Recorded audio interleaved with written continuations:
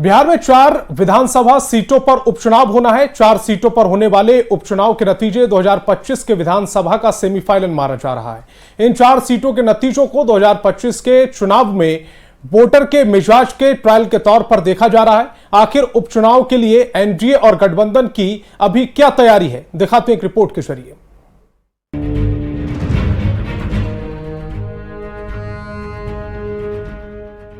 लोकसभा चुनाव के नतीजों के बाद 2025 में होने वाले विधानसभा चुनाव पर अब सबकी नजर बनी हुई है।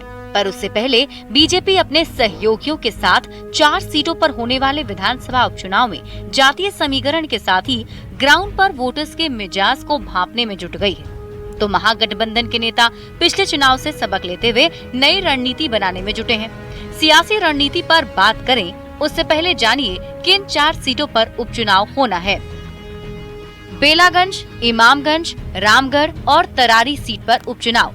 बेलागंज से सुरेंद्र यादव के सांसद बनने से खाली हुई सीट। इमामगंज से जीतन राम मांझी के सांसद बनने से खाली हुई सीट। रामगढ़ के विधायक सुधाकर सिंह सांसद बन गए। तरारी के विधायक सुदामा प्रसाद भी सांसद बने। 4 सीट की चुनावी जंग के लिए बीजेपी ने कमर कस ली है। पार्टी में सीटों का बंटवारा भी तय हो गया है। बीजेपी 2 सीट पर, जेडीयू 1 सीट पर और हमने 1 सीट पर चुनाव लड़ने की तैयारी की है। बीजेपी सभी 4 सीट पर जीत के दावे कर रही है। 4 उपचुनाव में एनडीए गठबंधन प्रचंड बहुमत से बिहार में जीतेगा और वो भाजपा को आईना दिखाना चाहते हैं। अरे अपना हाल देखिए, तीसरा नंबर की पार्टी रहे हैं बिहार में। अब दावा कर रहे हैं कि बिहार में 4 जगहों पर जो विधानसभा के उपचुनाव होंगे वहां इनके प्रत्याशी जीतेंगे। ये लोग मुगालते में हैं। फिर नतीजे उसी दिशा में होंगे।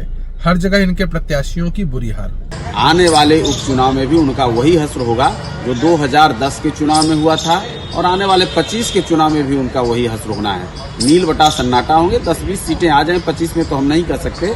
इस उपचुनाव में तो 0 रहने वाले हैं। बीजेपी चाहे जो भी तैयारी कर रही हो, आरजेडी की ओर से खुद 3 सीट जबकि माले को 1 सीट तरारी पर लड़ाने की प्लानिंग चल रही है। वैसे हाल ही में रुपौली में हुए उपचुनाव के नतीजों ने भी आरजेडी को सोचने पर मजबूर कर दिया है।